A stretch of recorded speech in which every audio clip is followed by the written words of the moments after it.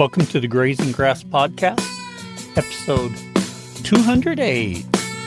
On today's episode, we have Glenn McCaig. Glenn was on episode 84 and joins me today to discuss livestock systems that actually work when you stop trying to fix everything.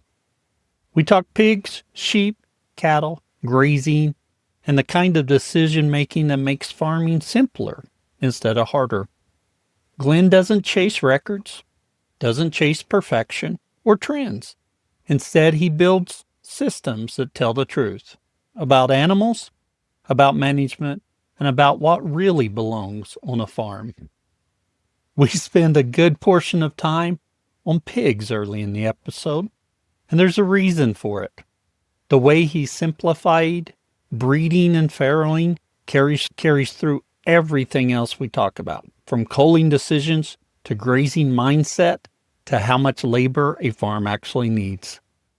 You're listening to the Grazing Grass Podcast, where we explore grazing management, regenerative practices, and the people building practical, working farm systems. I'm your host, Cal Hardage.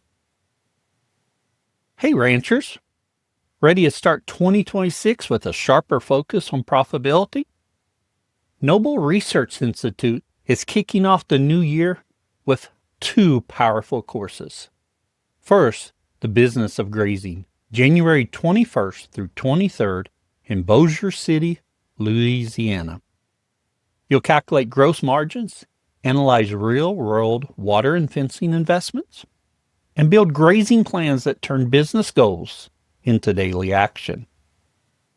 Then Noble Profitability Essentials, February 4th and 5th in Ardmore, Oklahoma.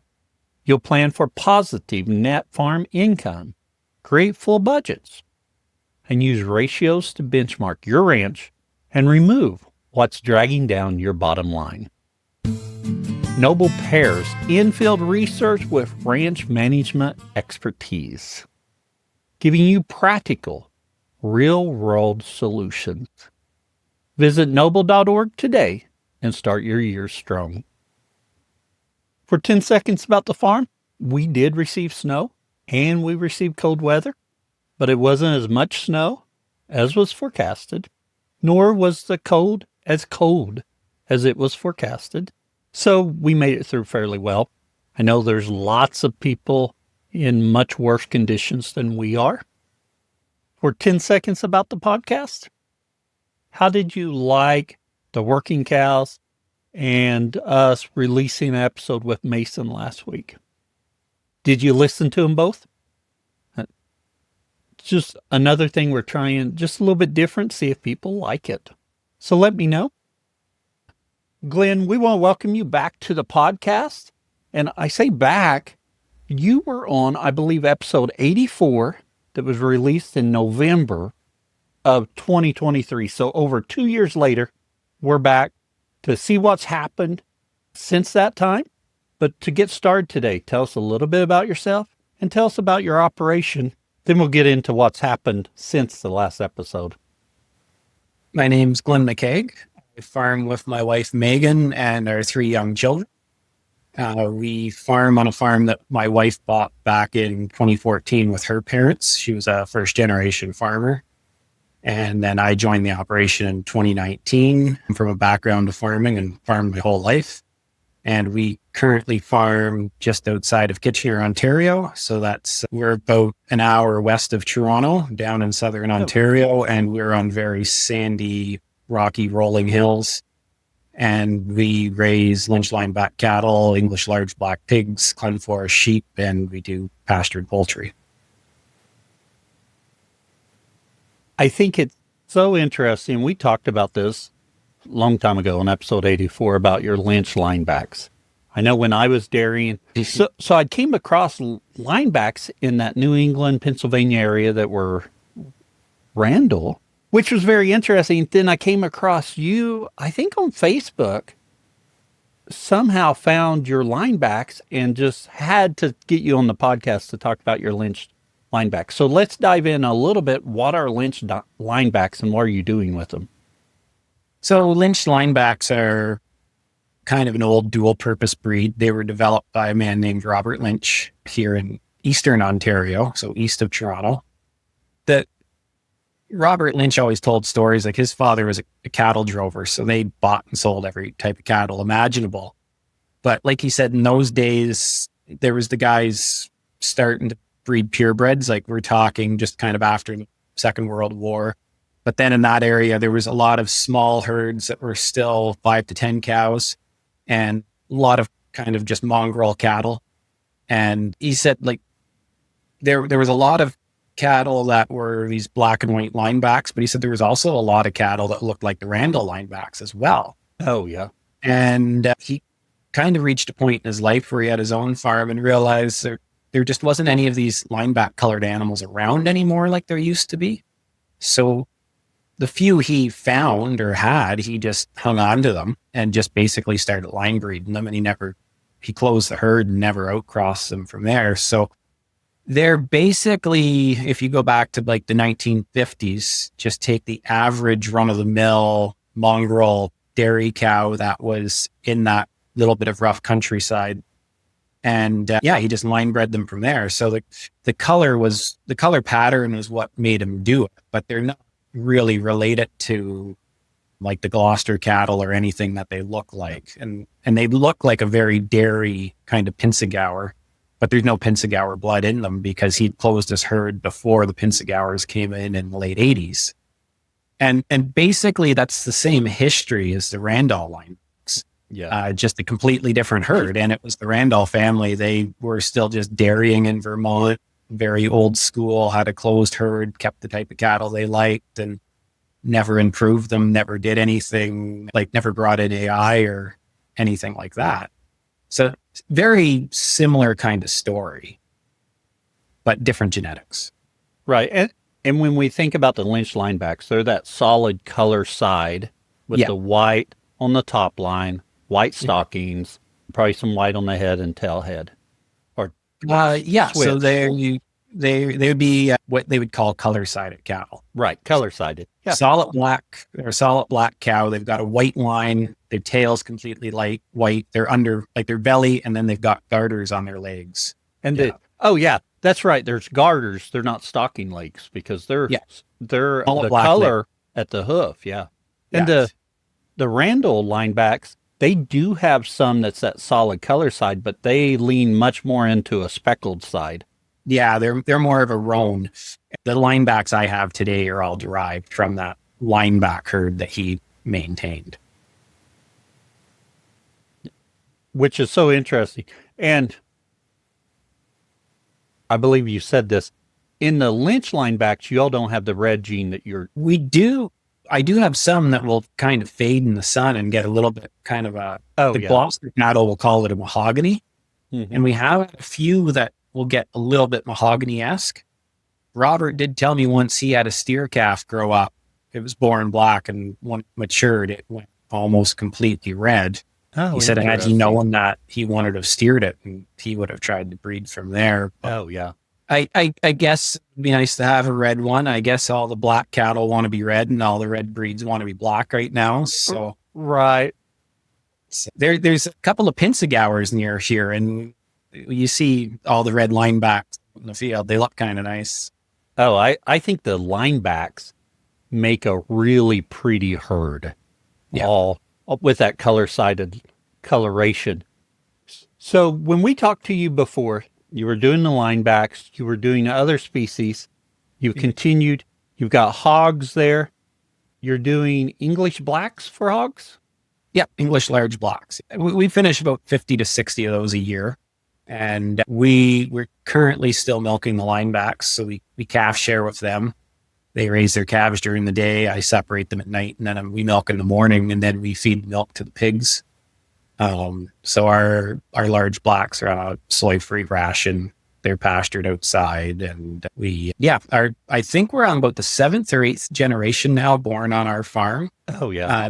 So they've never seen the inside of a barn. So right now we are well below zero or well below freezing.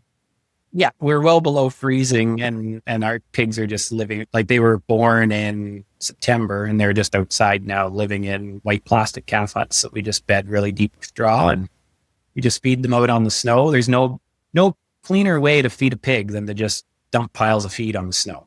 Oh, yeah. Mud season is horrible with pigs, but when everything's frozen, you can't help but like pigs in the snow. I would have to agree, not that we get enough snow to do that a whole lot. Yeah, With the large blacks, they're supposed to be a really docile breed, or they that's are. my understanding. Is that correct? They are, and that's why my wife chose them. She had a large black boar and some sows, and then she had a couple of Tamar sows. She Oh, bred to yes. the large black, and she just decided she didn't need Tamariffs. Like she said, when you went to castrate piglets, you had to lock that sow in a shipping crate and then take those piglets out of earshot where the sow couldn't hear them, or she'd bust out of that shipping crate. Oh, Uh, yes. Now, we don't farrow sows anymore. We only farrow gilts. So they're not as high strung as the sows, but they are still very maternal. And I have had the odd scare. We used to farrow in the calf hutches. And I remember when our kids were first born, my wife was home with twins, and I was trying to castrate piglets on my own. So I was trying to catch piglets. And I did have one occasion where I thought the gilt was far enough away, and I caught a piglet and it squealed. And she came running at the calf hutch, and I guess I was putting the piglets in a barrel, and I just shoved the barrel in the door frame, and everything Yeah. sat there quiet, and she couldn't see past the barrel, and she didn't bother pushing. And when she wandered around the back of the calf hutch, I got out and ran. But I realized if she had got in there before I got out, I was in big trouble. So you still have to be careful, even though they're docile. And then this year we farrowed in pens at a new kind of run-in shed that we built. General, though, the large blacks are a more docile breed compared to some of the others. Yeah. With the large blacks, I'm assuming they're on the larger size of a pig. Yeah, I'd say they're right up there if you're typical commercial pigs, your Berks and your Tams and all that. Yeah. The sows that we had then the boar would have been pushing the 500-pound, 600-pound mark when they were kept mature. We butcher our gilts now after we wean piglets off them. They'll typically dress about 300 pounds, but we normally are trying to aim for them dressing somewhere between 210 and 230. Try to hit that 220 Oh, yeah. on the rail mark. So it's on the rail with the head on and the skin on. And that's normally the weight we're trying to go for. Get bigger than that, you're just putting a lot of fat on them. And we're finishing them. So they'll be born in September. We'll take them through the winter, and then we'll start butchering the bigger ones out in the spring and throughout the summer. And then they're typically all gone and by September, except for the ones that we bred. So we finish them between 9 months and a year kind of thing. There's always the smaller ones in the group that Yeah. finish last, and there's the bigger ones that we can move along earlier. And if we push them too much faster than that, then they get fat. And if we keep them too much longer than that, they get fat. So they are a very fatty pig, but it makes for great bacon, makes for nice marbling in the shoulder chops. And yeah, like my mom was up the other year, and I said, "Oh, we're going to have pork chops." And when I went to barbecue that night, she said, "Oh, beef." I thought we were having pork. And I said, Yes. "Oh, that's pork." But it's a very different looking pork. It's as red as a piece of steak. Why do you decide to farrow them one time and then you process the gilt afterwards? That's a good question. So we started doing that kind of the year I moved here. Before that, Megan had 6 sows, and when she first started with them, so she bred all of them, and they all kind of farrowed at the same time, but you always have that one then that farrows late. So now the next time you breed them, you've got 5 in a breeding group and that one that's late, because typically with sows, you farrow them twice a year. And if you don't farrow them twice a year, they start to get a little stagnant. And actually, if the English large blacks, Robert Lynch had some, and he said breeding them once a year, they stopped breeding. And every time one didn't breed, he'd butcher it. And he said they'd be full of cyst. Oh, He said they yes. just too fat when they stayed open all year.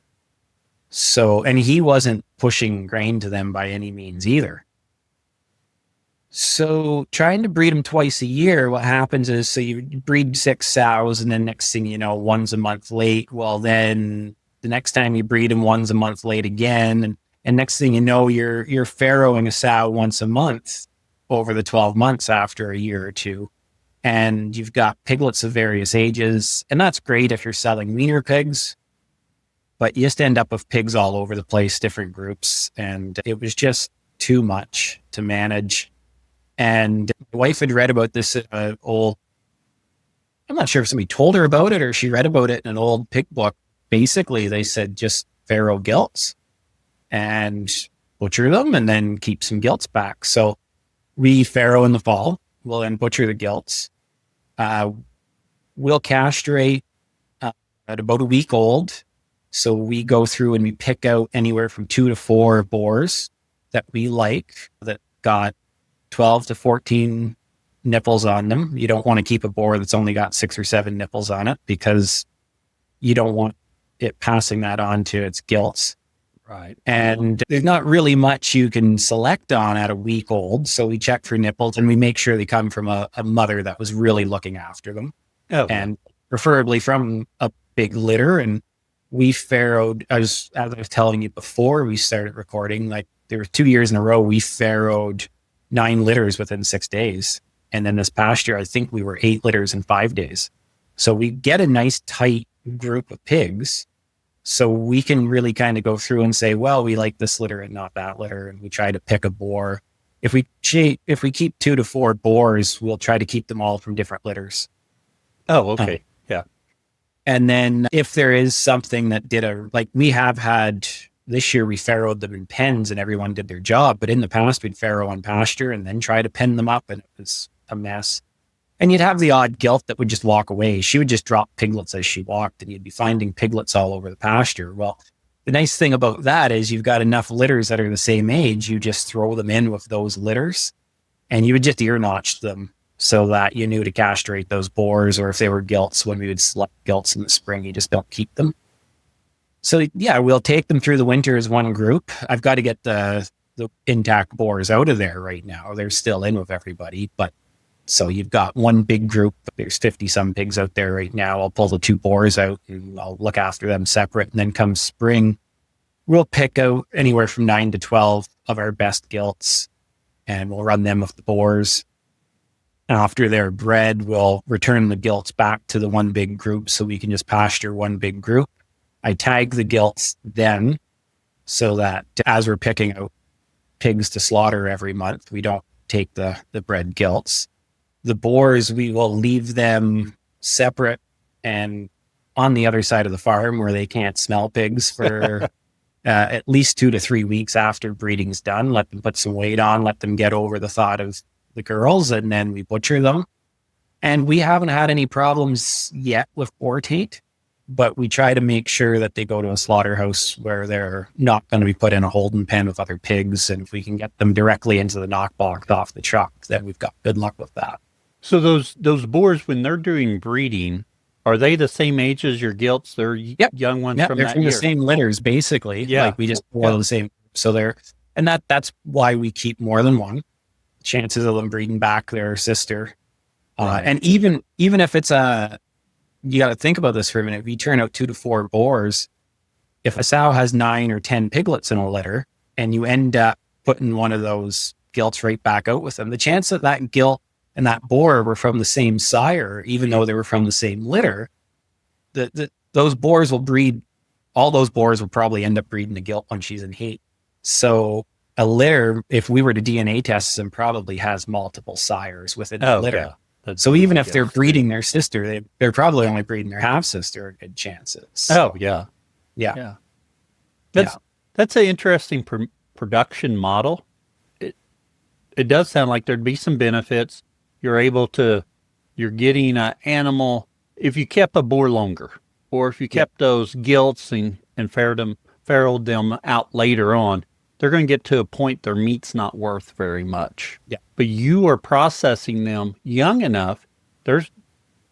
I'm assuming it's no different than processing one that didn't have any babies. Yeah, we're still selling them as sides of pork. The Yeah. boars, we will turn them all into sausage and bacon, and we'll just sell Yeah. that just as is, not as a side of pork, just in case we run Just in into case, right? poor teat. We haven't yet. And it works really good for us. You try to explain that to other people that have pigs and they think you're nuts or they're horrified. I'm sure. If she's a good gilt, you should keep her. But Yeah. when I first moved here, and I guess the first year after I was here, and we were doing our books at the end of the year, and we added up all the expenses from the pigs. I said to my wife, I said, do you know how much profit we made per pig this year? And she said, no, but I had just done the work. And she said, how much? I said, I forget what it was. It was like $155 or something like that. And I remember her saying, oh, it's that much? And I said, why the heck are we raising these things? Because I'm not even factoring in the time or the gas taking them to the slaughter up and the work of emailing and invoicing and everything else. Yes. So by cutting out the breeding herd, so we basically have a farrow to finish operation without the farrowing operation. Yeah. Because everything is finished. So it really changes. And then having the bigger group, everything's on one ration. We were able to switch to bulk feed. We're able to do more pigs, try to get them actually on the pasture instead of just fenced into little woodlots here and there. So we're actually getting their manure out in the field where it's needed. And it just made pigs far more profitable, made them more enjoyable. Oh, yeah. Yeah. And with a big group, now we've set up our corral system that I could bring the pigs in and sort them and sort 6 off for slaughter and have them back out the pasture if the 6 on the trailer I need in less than a half hour, and I could do it alone. Oh, yes. Yeah. So all of our fields are fenced to 3-strand high tensile. And then we've got basically the farm's set up essentially like a big racetrack with a bank of fields all around the outside and a bank of fields on the inside. So I can get pig, sheep, cattle from any corner of the farm to that corral and sort it in a relatively short period of time. Oh, yes. With the gilts, you mentioned, sometimes the gilt is not a very good mother, but it sounds like to alleviate that risk, you're pinning them up to farrow. Yeah. So we always farrowed out in the field. And one of the big problems we have is our perimeter line fences is just page wire and the spacings on the bottom are too big and piglets will wander. And we did have a year where some piglets were wandering through the neighbor's cornfield. And I thought, well, no. Once these things start to get bigger, the neighbor's going to be mad. Well, we never had to worry about that because those piglets disappeared.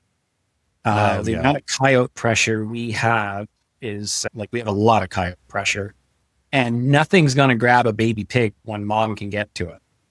But when mom's on the other side of a page wire fence, that piglet doesn't stand a chance. Oh, yeah. So we couldn't just leave them out. So we would farrow them out in the field. They would make a nest. We would normally put calf huts out. And we've got some really good aluminum framed gates that got white puckboard in them. So they're nice, solid bottom. And typically gilts would choose to go make a nest in those calf huts. And we only had enough gates to go around 3 of them. So you would, after a gilt farrowed in one, you would go set the gates up around it. And then when they were 2 or 3 days old, we would catch them, castrate them, and then we'd load the gilt up into a big crate and load the piglets up in the dog crates. And we'd take them to the one and only field we had that is fenced properly for piglets. And the problem with that field is there's no shade, and you just don't want bred gilts. Oh, yeah. There with no shade.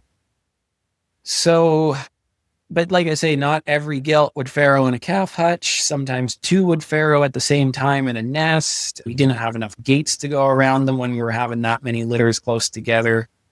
So this year we were working on a bit of a barn project, and we decided, you know what, it would be really nice if one day we had a better shelter for the cows in the wintertime. And my wife said, oh, well, then, we should set it up that one day we could farrow in it eventually. They said, well, it won't be one day. It'll be this year. If we're doing it, it'll be this year. we'd planned on buying more of these white gates, these aluminum frame puckboard gates. And the price of them now, they're like $400 or $500 a gate. Oh. So we ended up building this run-in shed for the price of what we were going to spend on these gates. And then because of that, we were able to use the end walls and the back walls.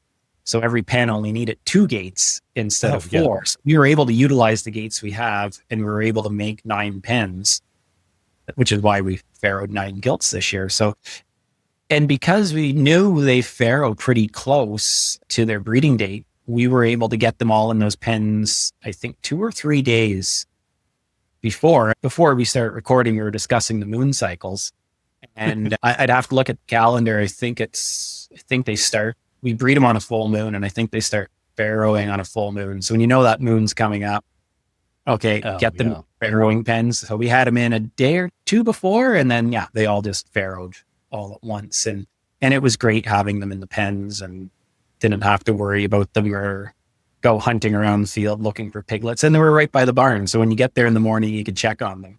And they're out, well, you might not make it out there till later in the morning. And if there is a disaster, well, now you're cleaning up. Yeah, I can see some real benefits with that. We didn't move the piglets out till they were about 3 weeks old.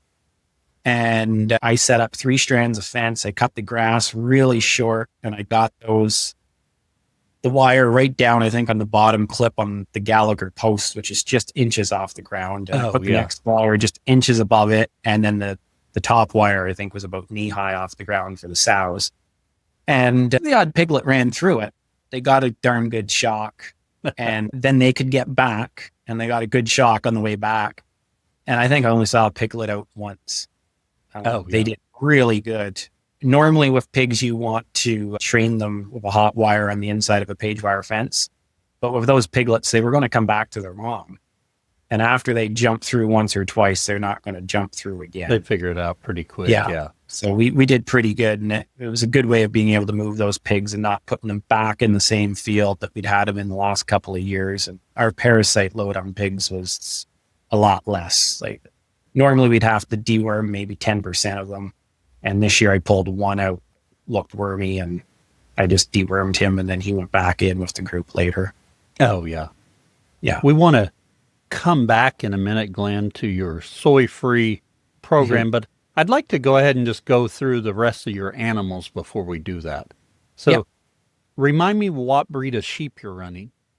They're Clun Forest. They're not pure by any means. They have a heavy Rito Arcot influence in them, which maybe some of your listeners aren't really familiar with the Arcot breed. They were developed here in Ottawa at a research farm. Oh, yes. They're a pretty big breed now in Canada. I think there was 3 strains developed. I think it was the Canadian Rito and the U.S.A. The U.S.A. was more of a wool breed, and I think it's pretty much gone by the wayside. The Canadians were more of a heavy muscled meat breed, and then the Ritos were bred for high prolificacy. So a lot of twins and triplets. Yeah. And they're the ones that really became popular. Arcot is an acronym for something, and I forget what it is. But our sheep have a lot of Arcot in them. We're trying to cull those white face ewes out and just get the more Clun Forest looking ones. But even then, we've got down to just all black face sheep, and there's still, I think this year, the first 6 or 7 ewes that lambed, there was, I think, 4 sets of triplets. I think in all we had, out of 25 ewes, we had 5 or 6 sets of triplets in a set of quads. So that's typical for Clun Forest, but that is the Rito influence in them. And there again, we run a closed flock. I try to keep back 2 to 4 ram lambs. We run the ram lambs with them in the fall, and then we'll butcher them. Those are typically what we eat. That's what will go in our freezer.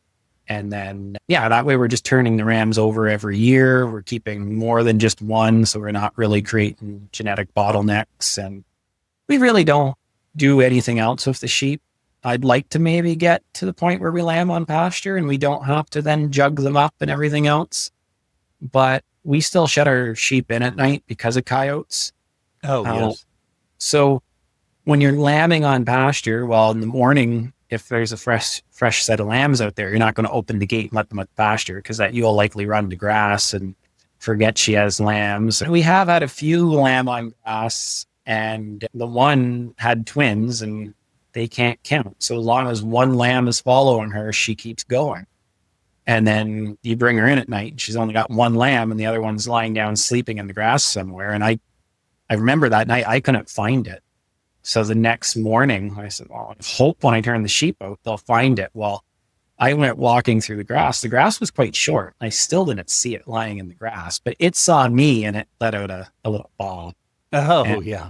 Then I found it and I picked it up, and I was just lucky a coyote didn't find it that night. But because of that, I think lambing on pasture would be tricky for us. But I would like to push our lambing back a little bit. And then maybe it's just a case of just running the ewes that haven't lambed yet on pasture, or leave them in the yard. And as they lamb, then they can start going out. So I'll jug them up. And then when I take them out of the jug, normally after 24 hours, they go into a separate group. And that was the thing I really found with lambing. It used to be you'd take them out and just throw them back out the rest. And I found ever since I started keeping them segregated, I had less ewes that would drop lambs and walk away from them. And when they lamb, and that's the only lamb out there, it's like their maternal instincts say, that's your baby. But when there's babies running all around, you might just get a ewe that drops a lamb and thinks, well, that's these lambs that's running around, and goes back to the hay feeder. As much as they're good mothers, it doesn't take much for them to be stupid. No, it doesn't. That keeping them separate seems to really work. Putting them inside and jugging them up, making sure everything's good, and then going to pasture after is working for us. And we don't have hundreds of sheep. We maybe run 30 to 40 ewes at the. What are you doing with your wool? What did we do with the last year? I guess we just burned it. The one year I did bag it up and take it to the wool depot. And then, of course, they wait until they get a semi-load stored up, and then they'll send it to Ottawa. The wool growers is in Ottawa. That's where all the wool in Canada goes to be marketed. They'll grade it, and then they'll send you a check back. And I forget, it was 30 or 40 fleeces, and I think the check was like 52 cents. And basically, whatever doesn't have a lamb on them after shearing, then like whatever comes in dry, whether they lost the lamb or they didn't lamb, then we cull them. So we typically keep back all the ewe lambs, and then whatever doesn't lamb, they get culled. If they've got a couple of loose teeth at lambing or at shearing, we might put an ear notch in them, and they'll go in the fall. I've quit ear tagging. Basically, if you're a ewe lamb and you give us one lamb, that's fine. I'll just put a notch in that ram lamb's ear and not keep him for breeding. If you're not a ewe lamb and you're lambing for the second time and you had a single again, I'll put a notch in your right ear. And the right ear is all right, you can stay. But if you have a single for the third time in a row and you already got that notch in the right ear, well, then the notch goes in the left ear, and the left ear is you're out. So if you walked away from your lambs or you did something wrong at lambing time, I'll just put a notch in your lamb's ear. So don't keep it. I'll put a notch in your ear, and then you're gone. And we don't bother keeping track of anything beyond that. When you start taking notes, you start making excuses come culling time, and you say, oh, was that really that big of a deal? It's a lot easier when it comes time to butcher lambs and you're picking out your good ram lambs. If you're splitting hairs on a couple of rams and you realize you've got ear notches, they just automatically get out of there. And when you're culling ewes in the fall, if they've got ear notches, you just get them out of there. And you don't question, why did I put that notch in your ear? You knew it was something, and you just get rid of it. We've started ear notching our sheep. If I have to worm them, they get an ear notch. Yeah. And I just put it at the end of the ear. And when we're selling animals, I run them through the chute. If they have a notch in their ear, they get loaded. Yeah, and don't think twice about it then, and you don't feel bad about it. It was a Bert Teichert that said the biggest waste of time on a ranch is recording information you'll never use. Luckily for me, with the linebacks, we don't have there's no herd book and there's no registration for them. We can record them through the Can ID program, and I haven't bothered. I had one guy giving me heck that, well, and I don't even know who sires half my calves, because we'll do the same thing that we do with all the other species. I'll turn out 2 to 4 bulls. Oh, yeah. It's a small herd. If you only turn out one bull, you know he's breeding his mother and his half sisters. If you turn out Right. 3 or 4, well, the chances of him breeding his own mother becomes a lot less. And it's, Oh, yeah. The most fertile will conceive the most cows. But I also have the belief that the most compatible bull will conceive with that cow. Those bulls typically will all end up getting to breed the same cow. So it's not, the most dominant bull is going to breed the cow and keep the other 2 away. They'll all get a chance to breed her. It's the most fertile bull up here. And like I say, I have to think if one bull is more compatible with a certain cow than another bull, that he might be more likely to catch him. I can't prove that. That's just a thought I have. But I just kind of feel like nature almost has a way to do a little culling in utero. There was, I think it was a reel or something I saw on Facebook, a little soundbite of a podcast, and they were talking about white-tailed deer. And I forget what it was, but it was a very large percentage of twin fawns that were DNA tested had 2 different sires. Oh, yes. The idea that it's, the best buck breeds the doe in that territory, they said it's completely bogus, because how many of the twin fawns that had different sires or had the same sire, that doesn't mean that 2 different bucks didn't breed the doe. It just means that one buck caught both the eggs. Oh, right. Yeah. And then was there any triplet fawns in there that they were only testing twins? So was there any triplets in there? It might have had three bucks, So if it's only twins, you don't know how many bucks actually bred the doe. So that's the way nature does it. It's the way we started doing it with the sheep, the pigs, and the cows. But then because of that, I did say in the beginning, I was going to DNA test all the calves and spend the $20 on them, because I really came from that background of breeding cattle. And the pedigree was so important. And, a funny thing happened when those first calves were born. I never once looked at that calf and thought, who sired you? It was either I really like that calf or I don't. And it was either that calf got bred as a heifer and turned into a nice cow, or it didn't. And it stuck around, or it got culled. And I really don't care who sires the calves now. And the biggest thing is as long as I know who didn't sire the calves. Oh, yeah.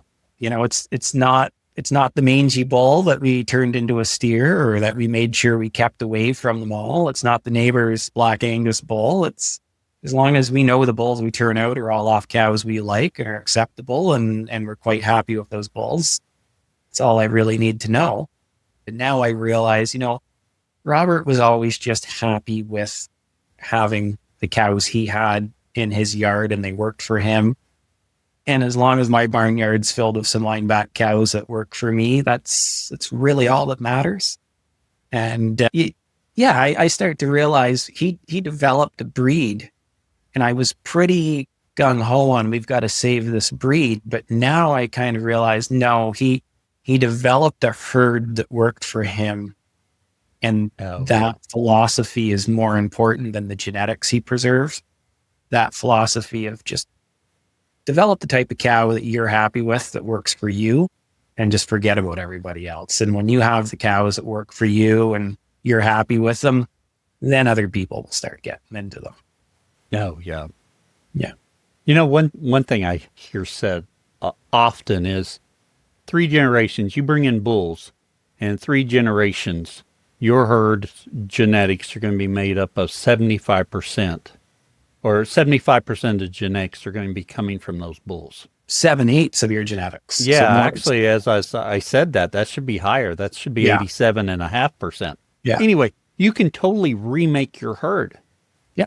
But what's never brought up is, what if you like your herd? You don't.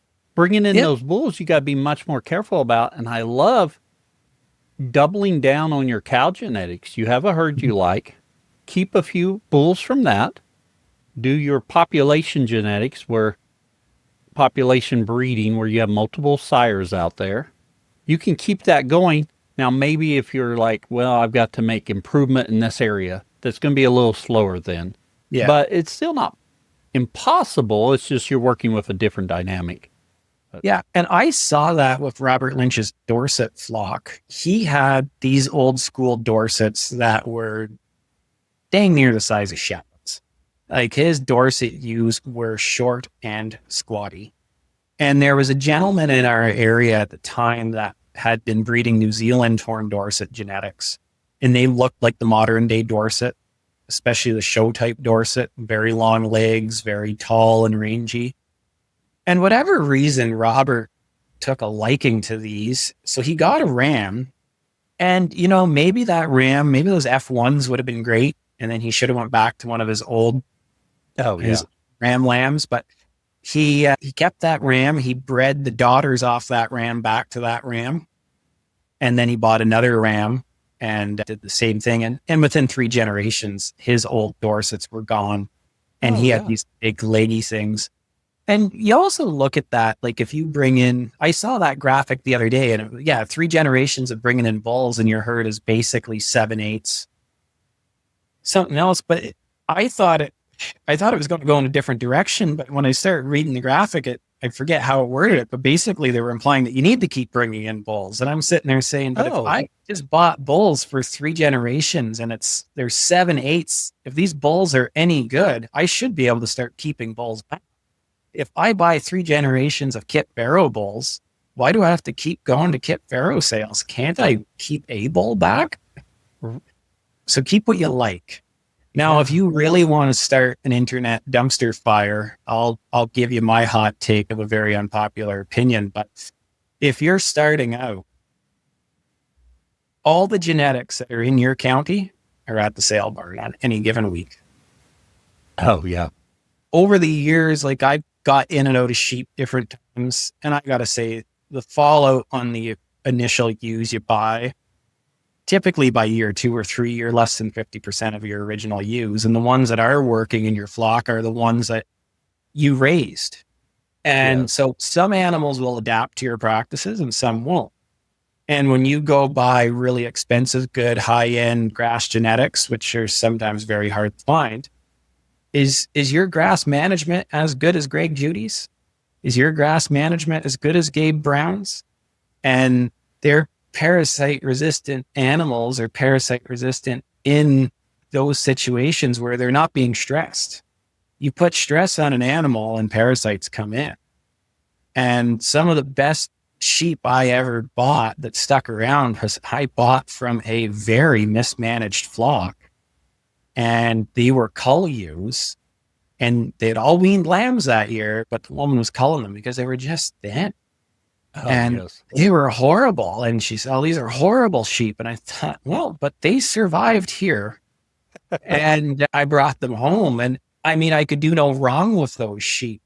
They, like anything I gave to them was more than what they had. And they just did great.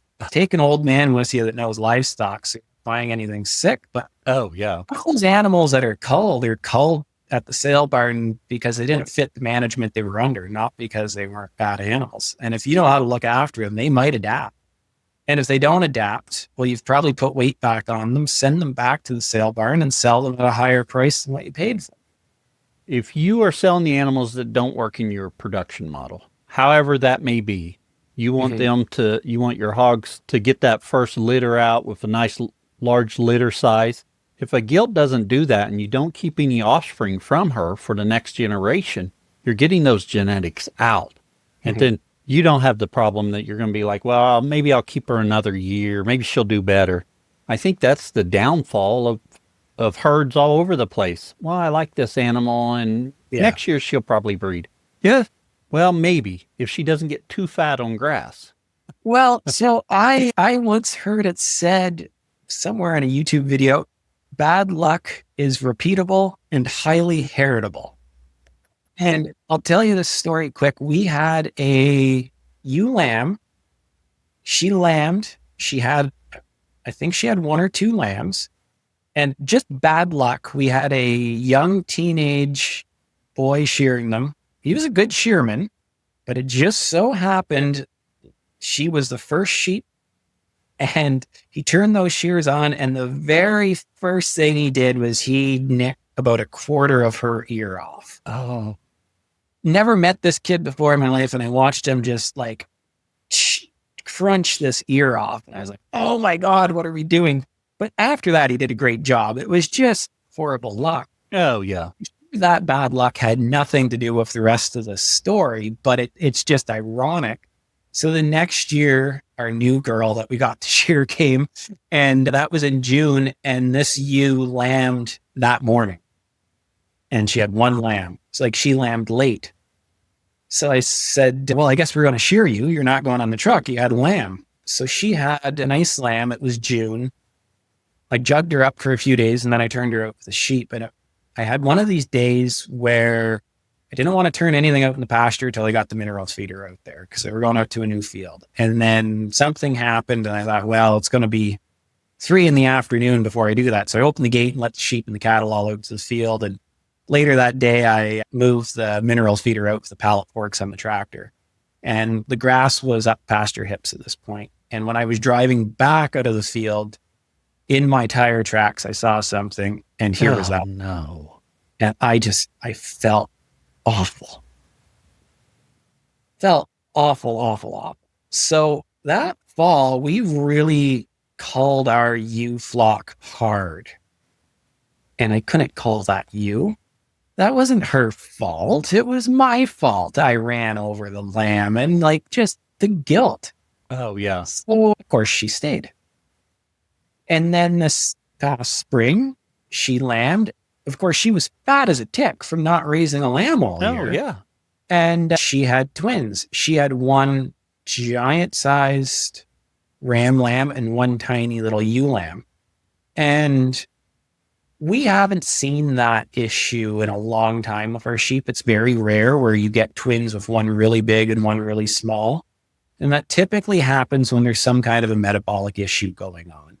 And in her case, she was just too damn fat. So it was no surprise to me that she had that issue. And I forget if she struggled with the big lamb and it died and she raised the little one, or if she had this big one and the little one was dead, but she ended up only raising one.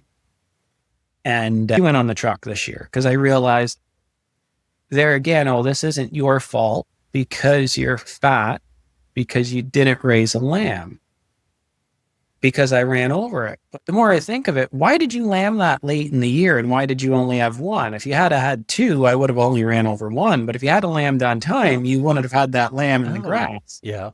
So it comes back to something Brian Alexander said about, well, if cow doesn't bring a calf in at branding time, get rid of her. And somebody said, well, what if the cow's calf was struck by lightning? And he said, well, then she shouldn't have had the calf standing there. Yeah. So it ended up, I just realized here was a ewe of a run of bad luck, but it all correlates at the end of the day. My wife told me something that I didn't pay attention to because I thought she didn't know what she was talking about. But her old sheep mentor said if a ewe lamb has one lamb, that's fine. But the second year, if she has one lamb, get rid of her, because if she ever has twins after that, she's only going to raise one lamb. And I thought, that's nonsense. I've had ewes that only had one lamb for years and then raised twins. But we did have a ewe that she had, I guess, triplets in 1 year and she had triplets and lost 2. They were stillborn, but she raised 1.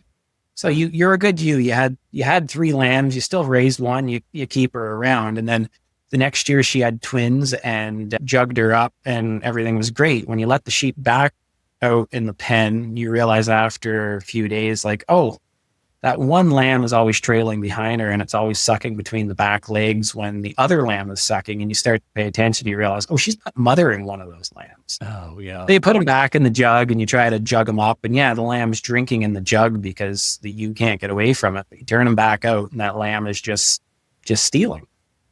And I hadn't even really thought of that until this year. Same thing. I turned this ewe out. And after a few days, I realized she's not mothering this lamb. And then I start connecting the dots. Yeah, you're the same ewe that does this every year. And every year I make an excuse and I don't put an ear notch in. Yeah. So she went to town this fall too. And you got to get rid of the problems because they'll keep happening.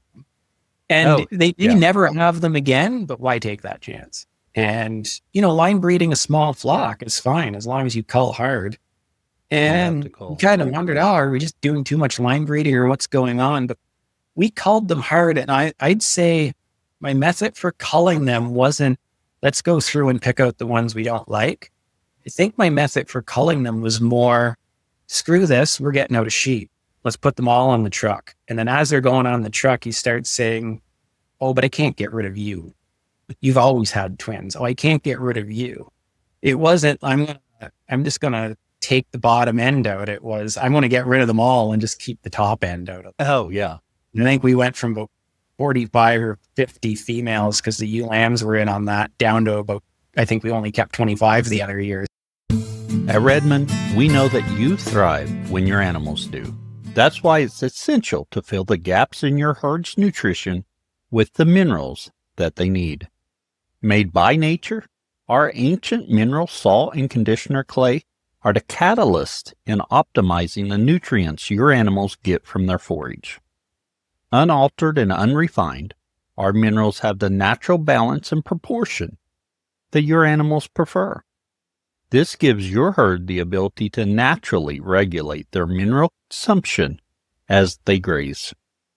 Our minerals won't just help you improve the health of your animals, but will also help you naturally build soil fertility so you can grow more nutrient-dense pasture year after year.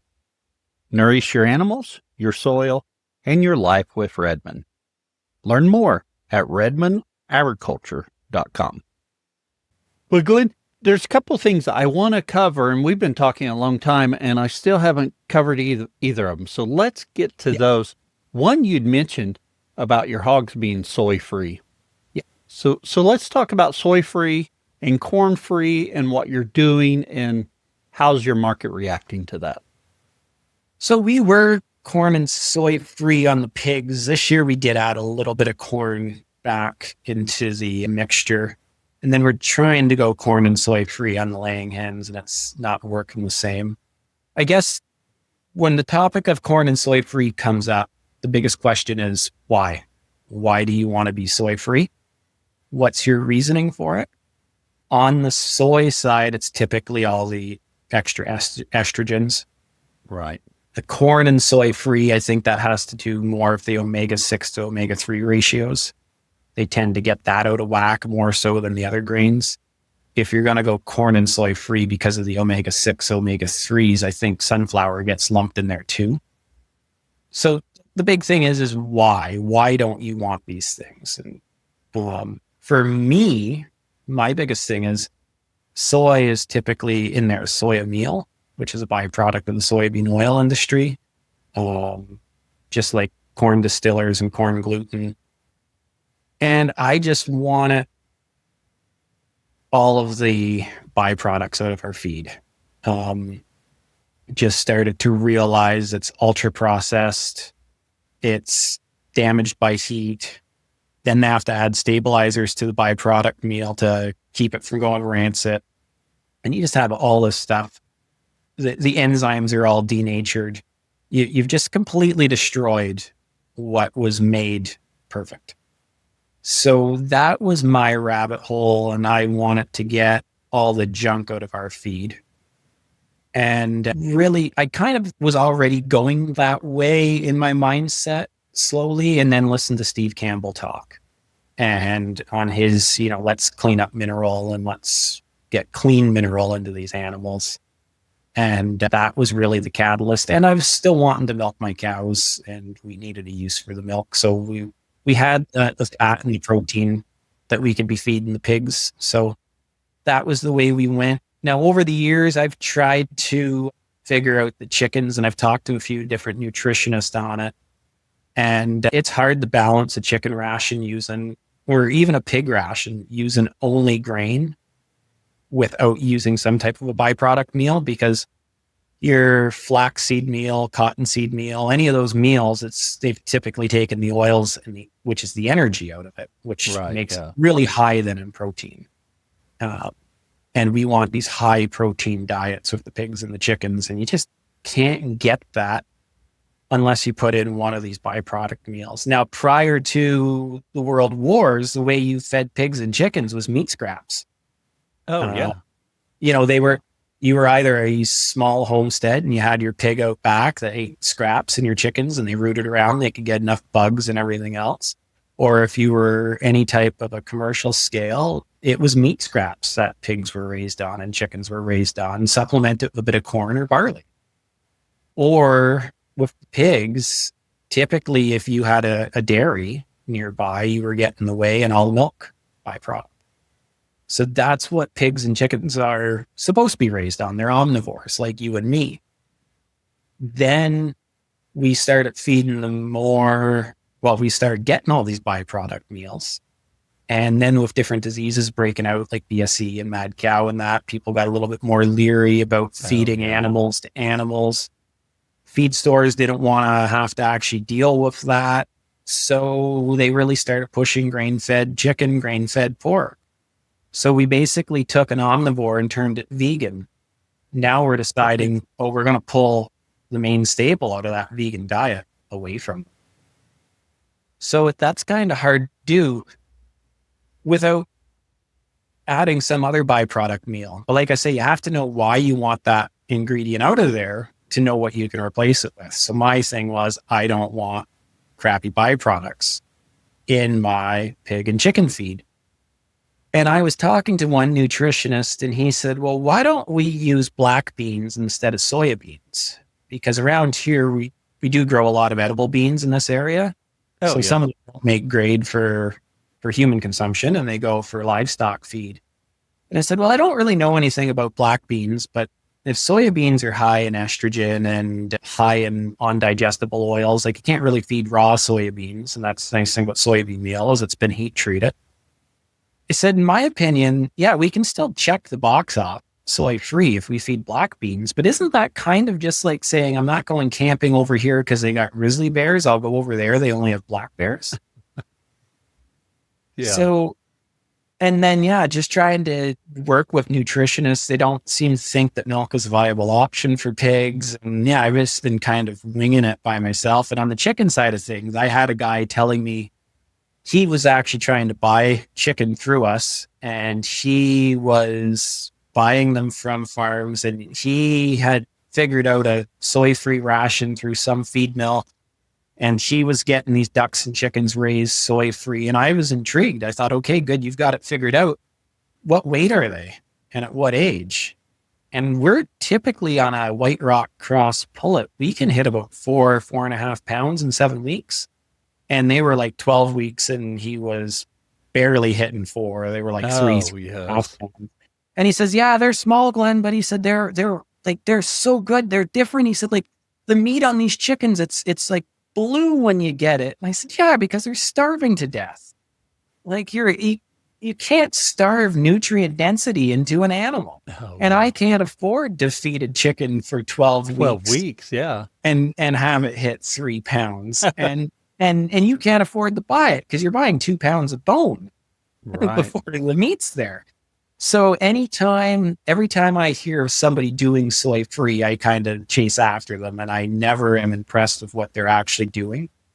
And then the one guy I had figuring out a ration for me, I said, well, what about blood meal? It's not illegal in Canada to feed blood meal to chickens.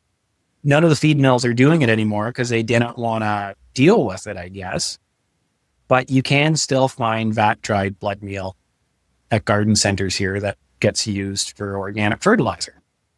So I got a nutritionist to work it out and he came back and he had canola oil in the mix. And I said, why did you put canola oil in there? And he said, well, to help bind it together and they need a bit more energy. So well, we don't need to bind it together. I can soak the feed in water. And I told you, I don't want any byproduct in there. So I said, well, how about just using whole flaxseed? So he redid the ration and came back with flaxseed oil. And I said, why do you keep going to flaxseed oil? He said, well, we need the energy. I said, but can't we get that from flaxseed? And I said, besides, I don't want that in there. He said, you just don't want byproduct. I said, well, to me, like is the oil the byproduct of the flaxseed meal industry, or is the flaxseed meal the byproduct of the oil industry? Because it's the same thing. It's heat treated. It's only a part of the plant. So we thought we had the ration figured out and I tried it and our egg productions crashed. I managed to bring it back up a little bit by just feeding all the ingredients separately because I was wondering if I had the weights wrong. And they have come back up enough that now I'm just wondering if our lack of production is because they were older hens that we transitioned. We kind of induced the molt, and now we've got cold weather and short days. So I'm thinking we might be on to something with the chickens. But I don't know. But our pigs have been doing acceptably well. And for your chickens, is that just soy-free or is that corn-free as well? Just soy-free. So Just we soy-free, did end yeah. up going back to corn in the diet. It's less than 20% of the ration just because we needed the energy. And I felt like the pigs would probably need a bit more energy in the cold than we have been giving them in the winter. Oh, yeah. And there again, it's the understanding of why you want something out of there. And corn, people have eaten corn for thousands of years. There isn't really a long history of eating soy unless it's been fermented and really manipulated through like a couple year long process of fermenting. That's the history of eating soy. It's in Asia and it's just, fermented, and there was different ways of handling it. We never did, nowhere in history have we fed livestock just raw soy. Oh, yeah. Well, but there has been a history of humans eating corn and animals eating corn. And probably once we get out of this cold snap and spring comes, I might cut that corn down again in the pig ration. But for right now, I think it should be there. Yeah. And it's still not the main part of their ration like it would ordinarily be. Yeah. It's interesting, the soy-free, corn-free, and when we talked about it before, I'm hearing more about it. And is that bias I'm introducing into the podcast because of the way I'm searching for guests? Or is that really something our consumers are saying, hey, that's what I want? Well, it is becoming a thing, but I mean, honestly, out of all of our egg customers, I think there's only one that really expressed that they cared when we told them that we were switching to soy-free, and I don't think them really cared. So I kind of wondered, well, should I just keep a small flock on soy-free for me and that one customer, and the rest can just buy conventional eggs? But we grow what we eat, and we sell the balance. And if we don't eat it, we don't grow it. And the other thing I wrote down was migratory grazing. We had Bob Kinford on the podcast. I'm guessing episode 40 or 50 range, a long time ago. Yeah, actually, you had him on the episode right after me. Oh, was he in the 80s? Oh, okay. Yeah, he just right, because I had talked to you, and then I had Bob on, and then you were like, yeah, and then you'd contacted me and we discussed that some. Yeah, I think I told you, hey, check out Bob. So I think you recorded, and that may have been it. Yeah. Or me, and then you played it after. You kind of used me as an intro. Yeah, I think that is right. Boy, I've slept since then. He was it's been a minute. 85, yeah. Over 2 years ago. So yeah. So have you still been using that herding management, or have you moved on, or how's it going for you? It's been a journey. I think when you first had me on, I'd only really heard about it that fall, so I'd played with it a little bit. It was fairly new, yeah. I mean, in no way did I think that this was going to work and I was going to go pull up all the fences on the farm and just turn the cows out. It'd be beautiful if it did work that way. But it works quite well if you've got a pile of diversity on the farm, I think. I think you can, and Ricky Kramer's had talked about that, where she still rotates through the pastures, but they're going into a pasture and they're eating everything that's in season, and then you move them on and, they go into the next paddock and eat everything that's in season. But we've got basically orchard grass, a little bit of timothy, a little bit of brome, not enough legumes. We're going to frost seed some alfalfa this year, I think. But so what happened was in the spring, I was just trying to toy with it a little bit that year. And I just left a bunch of gates open and just kind of watched what the cows did, and really was wanting them to hammer this orchard grass, because it really, orchard grass just sucks. I know that'll probably cause another fight on the internet, but I don't like grass. And to prove my point, when you give cows a choice, they will eat orchard grass, never. And then there was about a week in there where they hammered the orchard grass. And I thought, great. They're eating the orchard grass finally. And after about 5 days to a week, they just went back to overgrazing the legumes and they never went back to the orchard grass. There was just a very narrow window in there. I think they say there's 5 reasons to raise fescue, and that's December, January, February, March, and April. Well, there's 5 reasons to raise orchard grass, and that's like June 1st to June 5th. And that's about yeah.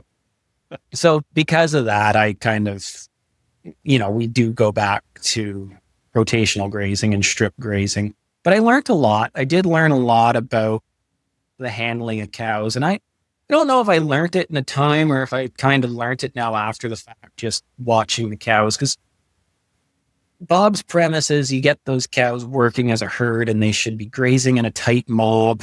And I never felt like I got them grazing in a tight mob, and they should always be in the same direction. And there should be this herd dynamic. And I never really felt like I got it. And it wasn't until after I kind of gave up on it all and just started watching. And actually this spring, I'd sent you a video, I think this spring, I had 10 bulls out grazing in a field, and it was a 10-acre field that we were going to work up and put a warm season annual in. And it's right across the road. It's a rented pasture. It's right across the road from a retired guy.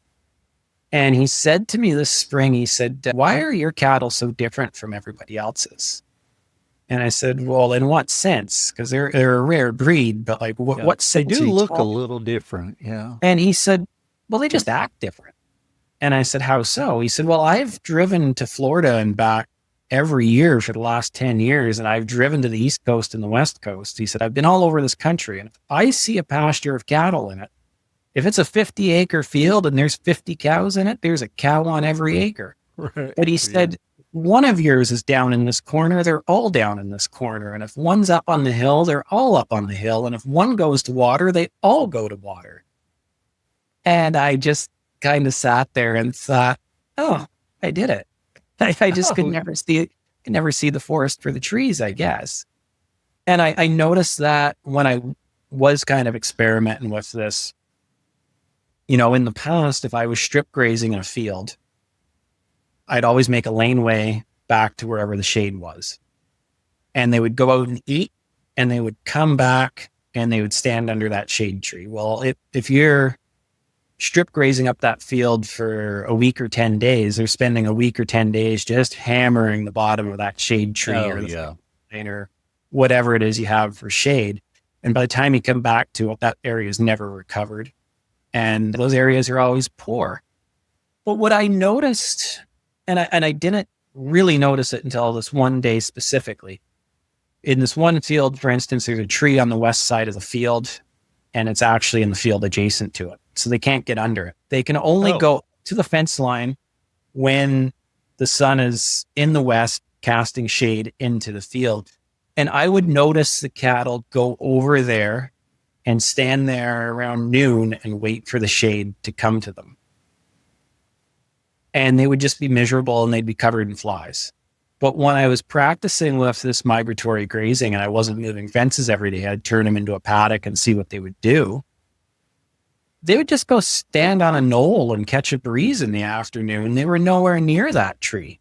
And yet by this point, and it was on a hot day, I forget what the temperature was, but with the humidity, it was right up there. Like it would probably be in the high 30s, almost 40 degrees Celsius. And those cattle were nowhere near the shade. They were just hanging out, chewing their cud, happy as a clam. And now I notice as I strip graze that they still don't really need the shade. I did notice with the water situation, they do tend to want to come. If you're over that, I was always told if you're over 650 feet, they'll come as a group, like as a herd. Yeah. Under that, they would come and just sip at water. And I kind of always had a very small water trough and I kept it moved with the cows. Now I go back to bigger water troughs and I let them walk. And if they've got to come back to the barn, like sometimes I've got a water trough at the barn. We bring them up to milk them in the morning. We bring them up to separate calves.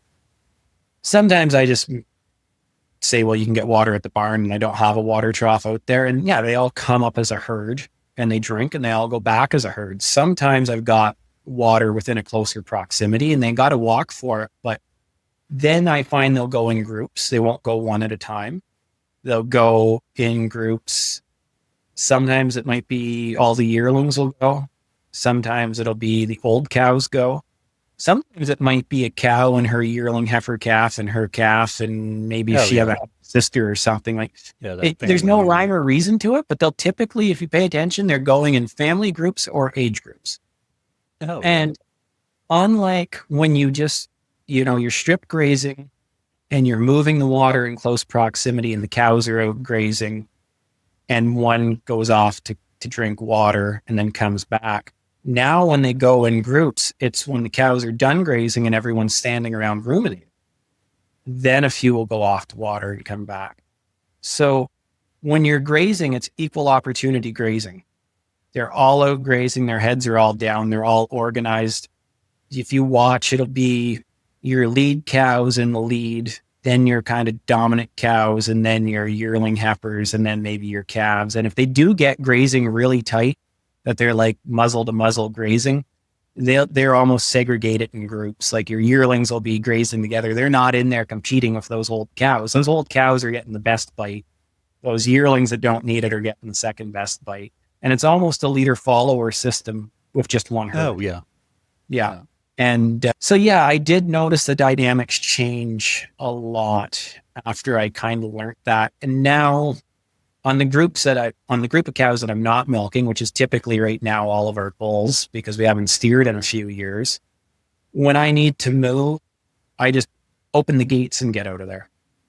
I don't call them. I just open the gates. The farm is set up properly that I just got the gate open for the next field. They'll find their way up the alleyway and go in. When you call the cattle, they all come running if they're used to you feeding them. Mm-hmm. And actually, Mason, I can't pronounce his last name, but the guy that from Arrow L Ranch this week. Yeah. He was talking about his bale grazing and how when the weather favors his stockpile, he'll just turn them back out on stockpile. And then they go back to bale grazing. And he said they make the switch because they've never lost that grazing mentality. And I find when you call cattle, they're always expecting you to feed them. Mm-hmm. And when you move them every day, they're always expecting you to feed them. And if you're late by 15 minutes, they're hungry.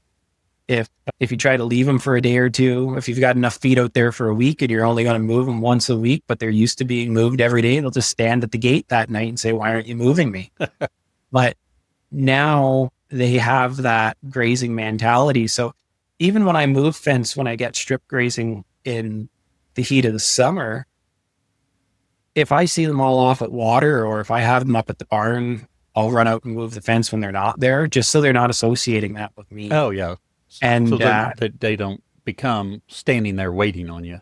Exactly. So when in the past, when I would call cattle or I'd drive them out of the field and move them to another field, they'd go into that field and they would kind of actively go around the perimeter of that field and casually graze as they do it. When you let those cattle migrate into that field, let them realize, oh, the gate's open and there's not enough feed here. Let's go looking for more feed. And they go up the alleyway and you watch them go into that field, they will put their heads down and start to actively graze and passively check the perimeter of that field as they go. And what I noticed with the bulls, if you pull them out of a field and put them into another field, everybody will fight. They've got to reestablish their pecking order. Every time you move, they're reestablishing their pecking order. But if you just let them wander in there on their own, there'll be a little tussling. There's going to be some horns knocking around. But for the most part, they're going to put their heads down and actively graze and maybe check each other out here and there to see if their dominance has shifted. But it really does change the mindset of your cows when you stop calling them and make them follow you and you start practicing stockmanship. And even if I do have to go into a field and bring them out now, because for whatever reason, maybe I just want them moved and I'm going home for the day and I don't want to, for whatever reason, I want them moved, then you go in and get them. But you don't go in and make that big wide berth around them and get in behind them and push them, because then they'll just bunch up, and you get them to the gate. They're going to bunch up at the gate. They'll bunch up in the alleyway. And it's that old saying, it's easier to pull a rope than push it. But when you use Bob's method, if your cattle are standing in the middle of the field, you come in the gate, you don't do a wide berth around them, you go straight to them. And you go straight to them, and when you get to them, you just use your body language to get them to move around you. And now they've moved around you, they're heading to the gate. And you just keep them moving that way. And if a few do take off and run in the opposite direction to the farthest corner of the field, you let them. You don't worry about it. You get those lead cows moving, and they will stretch out, and they will go single file. And if they need to go get their calves, some of them will get their calves up. Some of the calves will start to nurse. Don't push them. Let those calves nurse. Don't have this, oh, you've all got to go as a herd, because you'll just bunch them up and they won't want to move. But those cows that are nursing their calves, the moment they're done, they're going to pick up and head through that gate. They're going to follow those wild yearlings that took off on you. They're not going to stay there alone. They're going to turn around in a minute, and they're going to head back. And next thing you know, everything's heading up the alleyway to the next field, single file, as calm as anything. And so you're not pushing the rope. It's more like you're snaking a sewer drain. So yeah, it's just a different mentality. I don't know that I fully figured it out the way that Bob would have described it, but I'm not in a position to go to any of his schools. They're always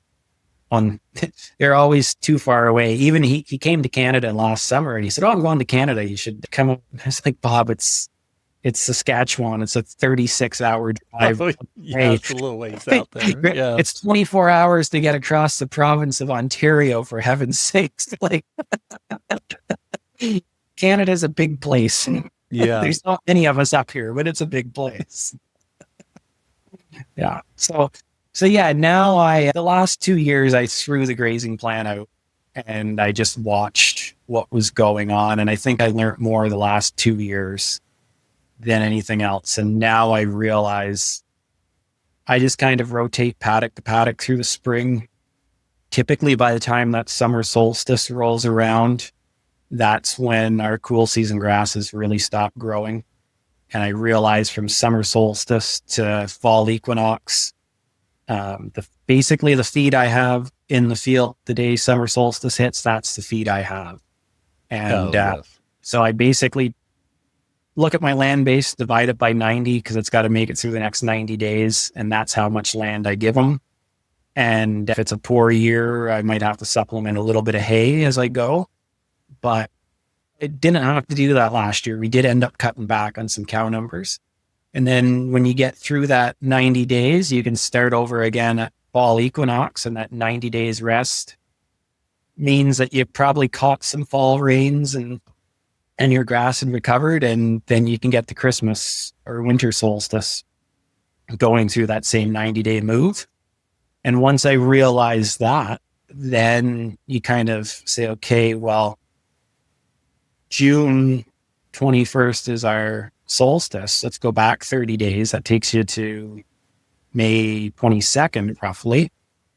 And up here, I was always told as a kid, you don't start grazing before the long weekend in May, which is the long weekend in May is Queen Victoria's birthday. Is the 24th of May. So it's always the Monday, the nearest Monday to the 24th. And it's called the 2-4 weekend because you go buy a case of beer and you get the boat in the water and open the cottage and get the garden planted on the 2-4 weekend. And I realized, and that's typically where our grass takes off. So basically I've realized that whatever I've done, if I've had a pile of grass and started grazing mid-April, once you kind of hit that 22nd mark of May, now I'm going to divide by 30 and I want to go through my whole land base between May 22nd and the solstice. And then from there, I'm dividing by 90 and going on. And what I realize now, like I was never able to figure out making hay. Every year I make hay, I end up making too much hay and I end up feeding it at the summer slump in August. And what I realize is that summer slump in August, isn't the summer slump in August. We just realize the summer slump come August. That summer slump starts at summer solstice. Oh, yes. What I realized is now, if you look at that May 22nd mark, it's about a 30-day recovery. That grass that you graze the end of May is going to be fully recovered by solstice. But every day after that, add 2 additional days. So grass that is being grazed June 10th, you're now 20 days past that. So you're 30 days plus 40 days. That's about 70 days. And that makes sense when you think of grass grazed June 10th around here in these parts. Yeah, you want to be coming back to it till about middle of August. And what I realized with hay is if you were, let's say we take 40% of our pasture to make hay to get us through the winter months. Well, come May 21st, that's not really a time to make hay, but we go back a week. Well, let's drop 10% off that now. And let's do 30%. And if we don't get hay made that week because the weather's bad and we go another week in, well, now we can only make 20% because every day past that May 22nd mark, we're adding 2 additional days to the recovery. So if you end up June 15th and you still make that 30% of hay, you get into July and sure, that hay field looks recovered, but it didn't really grow. But you graze it because it looks recovered, but you didn't have the growth on it, you thought, and you end up back there in September again. So I kind of figured out that there is a little bit of a mathematical formula there you can kind of use. There is a sweet spot of how much hay you can make. But the problem is we end up making either too much hay on our grazing acres or too late in the year that we just don't have the recovery on it. And then we end up feeding that in the summertime. So it's really important to establish those dates on a calendar and the percentage, and then write that down and then make sure you stay true to it. Because what happens with making hay, and I'd be just as guilty if I still owned haying equipment, it's like cocaine. You get going and this hay's falling and it's drying and everything looks good. We'll just head to the next field over because this hay's ready to make. This grass is there. Oh, yeah. But if you don't get it made for hay, well, then it's deferred grazing. And you're grazing it later and you're doing great stuff for the soil. But like I say, it's important to write those numbers down. We're going to hay these fields as long as we get in them by this date. And if it rains and we don't get it cut or whatever happens, then we're dropping a field by this date, or we're dropping so many acres by such a date. Yeah. I think that's interesting way to look at it. I'll have to pay closer attention to those dates around here and see what that works for us. Yeah. Well, Glenn, it is time we transition to the famous 4 questions. Same 4 questions we ask of all of our guests. Yes, you did answer them a couple years ago, but we're going to go through them again. This is Mason Lautenschlager with Arrowell Ranch. We offer a unique option for those looking for bulls that are developed in a forage-centric operation. Our February 8th online sale with DV Auction will feature coming 2-year-old multi-breed composite bulls that are developed on grass and forage. We offer free delivery within North Dakota and will work with customers in other states to coordinate delivery as easily and economically as possible. The bulls come with a 4-year warranty and offer the simplest crossbreeding solution available. You can use our bulls on any breed or combination of breeds to create a uniform, highly marketable calf crop where every calf has the advantages of hybrid vigor. If you want to easily leverage the power of heterosis in your cow herd and add marketing flexibility to your calves, find the Arrowell Ranch sale on DV Auction, closing February 8th. You can also find us on Facebook, Arrowell Ranch. Our first question, what is your favorite grazing grass-related book or resource? Aside from this podcast and a few others, one podcast I find interesting is Acres U.S.A. Tractor Time? Is that what it's called? I thought it was, but it may not be. I haven't listened to it lately. Maybe that's... And they may have rebranded. It may have, because I think it sold a few years ago.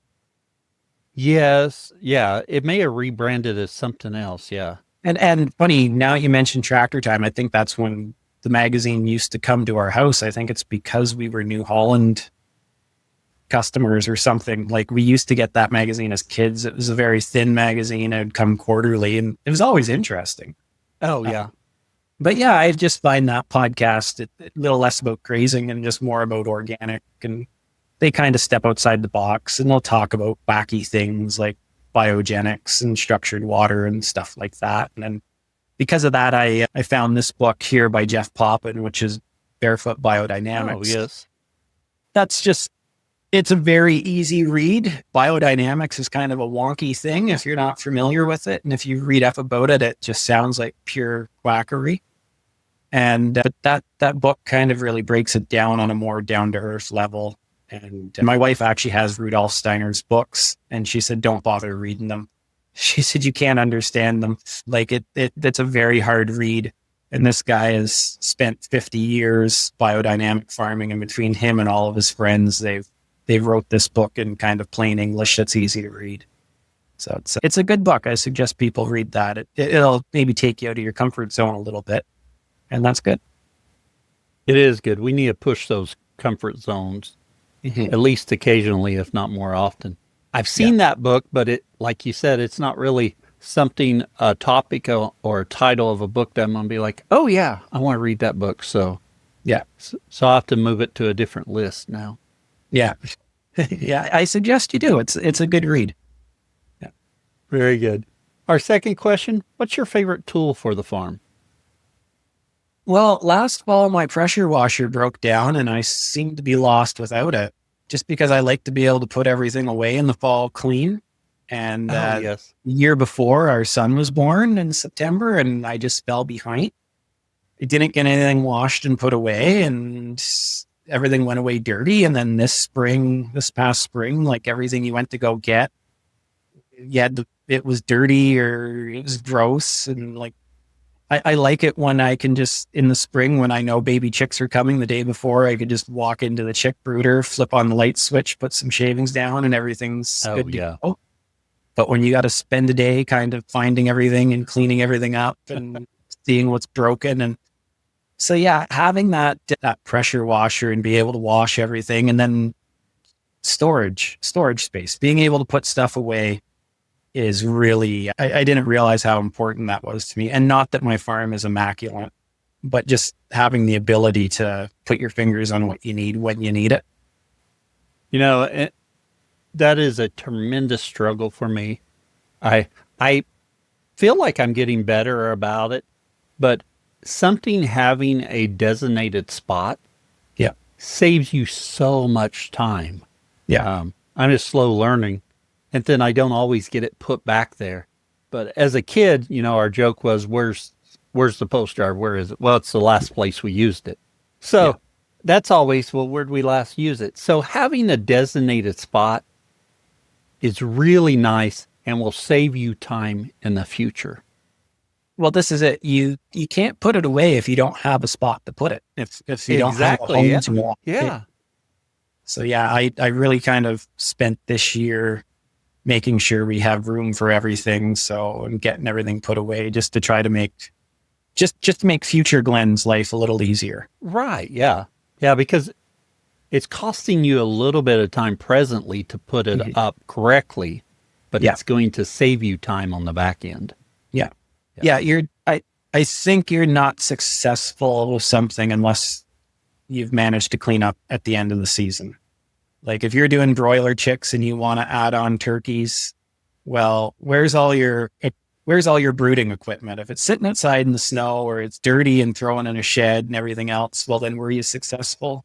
And if your argument is, well, I didn't have time to clean that, well, then you don't have time to turkeys. And I don't have room to store that. Well, then you don't have room to do turkeys. So I don't care how profitable or how productive you were. I don't think you're successful unless you've been able to clean up and put stuff away. So saying that, there's a lot of things I haven't been successful. Well, you know, I think you probably have a point there, but as we're talking, I'm thinking, boy, I don't want to tell Glenn, I need to go reel up a polywire that's still up in the pasture where I don't have animals. I know I got to get up there and pick up those tread ends, and I haven't done it. I hate to say this, but this year, multiple times, I'd be in a field and say, oh, there's a pile of posts that must be lying there from last year. I would like to say that's never happened to me, but well, normally I'm in the habit of throwing them in the back of the side-by-side, but if I'm just out walking and taking up fence, I'll just drop them next to a fence line and say, I'll come back for those. right, because you get your hands full. You're like, I'll leave one post upright. That way I know they're there. Mm-hmm. And you drop them off, then you continue on. And I don't know what happens, but I've stumbled up on a pile or two like that in my lifetime. Yeah. Yeah. More than I like to admit. Yeah. Right. Yeah. Our third question, what would you tell someone just getting started? Well, have a pressure washer and use it and put stuff away. There you go. Just getting started. Any enterprise, start at the back and work your way forward. Let's use laying hens as an example. You get started and you think, well, can I raise laying hens? Do I have a chicken coop? Do I have a mobile coop? How many can I keep? Can I do this and that? And at the end of the day, any idiot could buy chickens and buy feed and keep them alive. What you need to stop and think about is, we're going to sell eggs. When these eggs come, dude, what do we do with them? We now have our 100 chickens. Do I bring this pail of dirty eggs in and set it in the kitchen sink next to the baby bottle and start washing poopy eggs? Or do we have a spot where we could wash these? Do we have a spot where we could store 8 dozen eggs a day until our customers come on the weekend and buy 20 dozen one day? Do we have room to store all the secondhand egg cartons that get dumped off? Do we have room for the feed? Because all too often we think about the animal itself and what it takes, and we forget about everything else. And now we don't have storage room for all this stuff, or we don't have room. You know, you worry about getting the milk cow. How do I milk it? How do I look after it? Well, what do you do with all this milk when it starts coming? Where do you put it? Do you have fridges?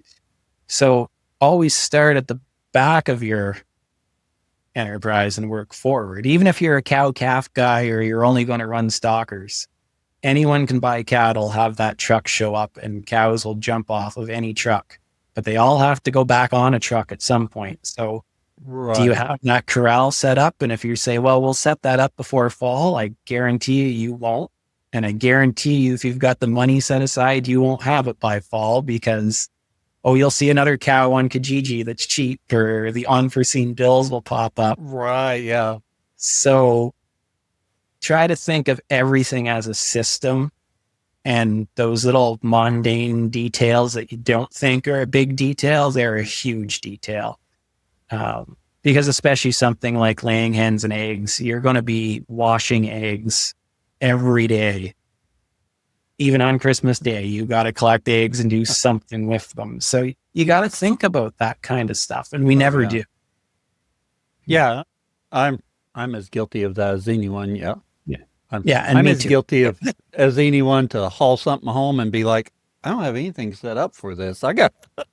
Oh, I know. I got I know. Yeah. But excellent advice. Yeah. And Glenn, where can others find out more about you? I have a Facebook page. I don't really post anything on it anymore, but I guess you can get in touch with me through there. I do have a YouTube channel, but I haven't made movies for a long time. Just kind of figured I better actually figure out how to farm before I start making more YouTube videos. I don't know. I think if we wait till we figure stuff out, we'll never do anything. Well, it's funny. I saw this graph a couple of years ago, and it's this huge bell curve and then a very gradual slope after that. And it basically, it's your knowledge when you first learn a new subject. And it's like the first year or two, you hit this huge peak, and it says peak amount stupid. Yeah, because you think you know everything at that point. And then you drop into the valley of despair by about year 4, and then you go up this gradual slope, and it says gradual slope of enlightenment, and it's like a 40-year process. Yes. And I thought about that, and I thought, yeah, and every one of us starts a YouTube channel right at the peak of Mount Stupid. Oh, yeah. So Yeah. I don't know if I'm still tumbling into the valley of despair or if I'm just right at the bottom of it. I'd like to think I'm slowly working up the slope of The gradual gradual slope of enlightenment. I'd like to think I'm somewhere on that slope, but there's too many days tell me I'm at the bottom of it. Yeah. Yeah. So yeah, I just kind of thought, I don't need to be out there. Every other fool's out there with a YouTube channel right now. They don't need to be watching me. Oh, yeah. But yeah, through Facebook or through one of the farm pages, Perry's Corners Farm or Fine Line Farm. I think Fine Line Farm redirects to Perry's Corners Farm now. So Fine Line was my old farm name before I moved here, and then Perry's Corners is the farm that farm name we currently use. So, and then you're a member of the grazing grass community, so if someone's there, they could tag you in something there as well. Yeah. Well, Glenn, really appreciate you coming back on and sharing with us today. Yeah. Well, it was great to be back on, Cal. Well, very good. Maybe in a couple of years we'll do it again. Yeah, maybe. Yeah. That wraps up today's conversation. This conversation is a good reminder that simpler systems tend to be more honest and a lot more sustainable over time. Thank you for listening to the Grazing Grass Podcast. If you found this valuable, sharing it with a friend goes a long ways. Better soil, more grass, happier livestock. Keep on grazing, and we'll see you next week.